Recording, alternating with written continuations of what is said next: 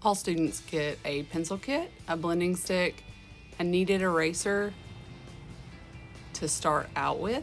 So open all those up, and I'm going to show you how to use each one and what you need to know before you start drawing so that you can remove any stumbling blocks before you start drawing.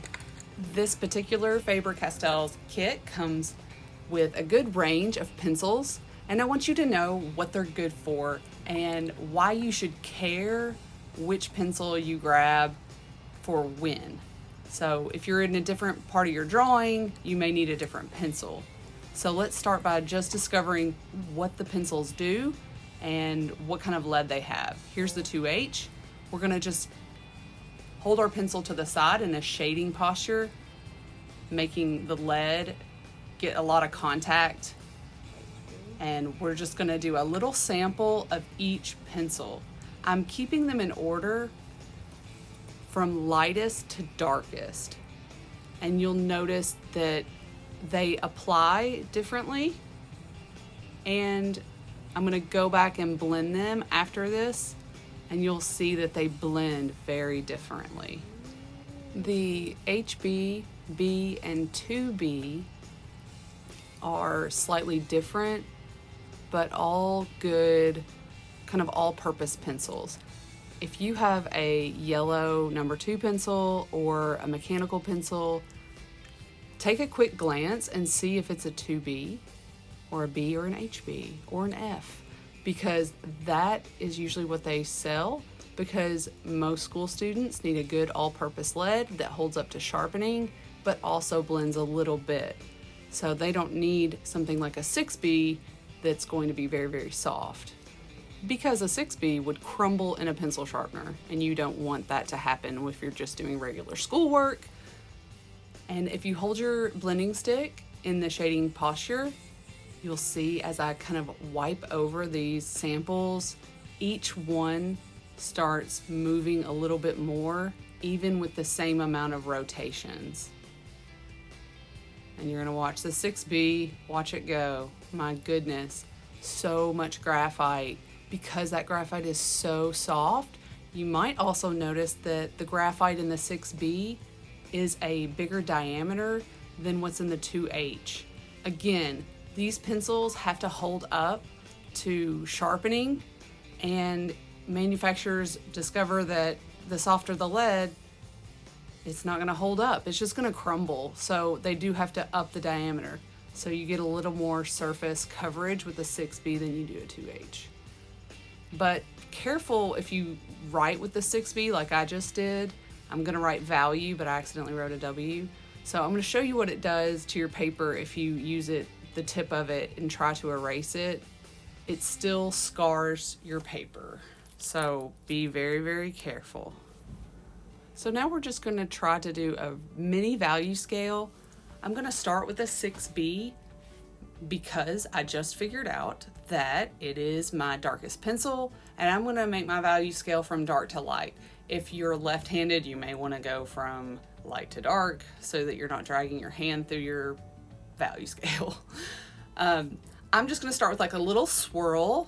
Again, I'm in the shading posture. My pencil is almost almost parallel to the paper, and I'm just going to use the same pencil from 6B until I get about to the middle of the value scale. And the only thing I'm gonna change here is the pressure. So I'm pressing really hard right now, but as I move gently over to the right, I'm going to slowly and subtly relieve some of this pressure, trying my best to make the transition subtle, a subtle change in value. Now I'm going to switch over to an HB pencil, because there comes a point when the lead is just not going to give you the light value that you need. And if I had used a 6B on the end of my value scale, it would have also blended way too much and filled in too much of the texture of the paper, giving me a dark value. And I don't want that at the high key end of my value scale. I want it to be light. So that's what I want you to know. it's very important to know that not only is the pencil that you choose important, also the pressure that you use is important. So pencil type and pressure, remember that, and it will save you, I think, a lot of regret.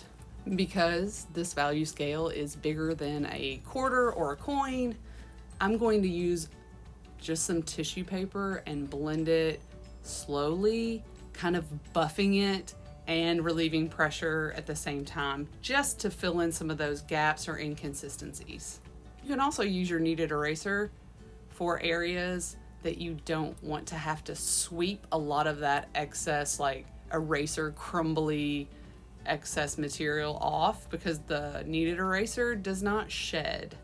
And you can also clean it by kneading it, not N-E-E-D, but K-N-E-A-D, kneaded. So we are going to actually clean it by folding it over itself. If you're new to drawing and these supplies are all really foreign to you, you may not know that the blending stick is best used for areas that are small. But try not to use it on anything bigger than a quarter or a coin, is what I tell my students, just to give them an idea of the surface area that it's good for. Because if you try to use it on big areas like filling in a background, it's a real temptation to use it in a windshield wiper motion, and you end up streaking the background instead of giving it a really subtle dusting or application of graphite. So my rule of thumb is anything bigger than a quarter needs to be tissue. Anything smaller, go ahead and pick up that blending stick. But there is a temptation to let your blending stick, start in a small area and then all of a sudden you're in a bigger area and it just gets out of control. So just keep that in mind as you're working, and I think it'll help you to use the right tool for the right job, which is important in any field, and it's important in art as well.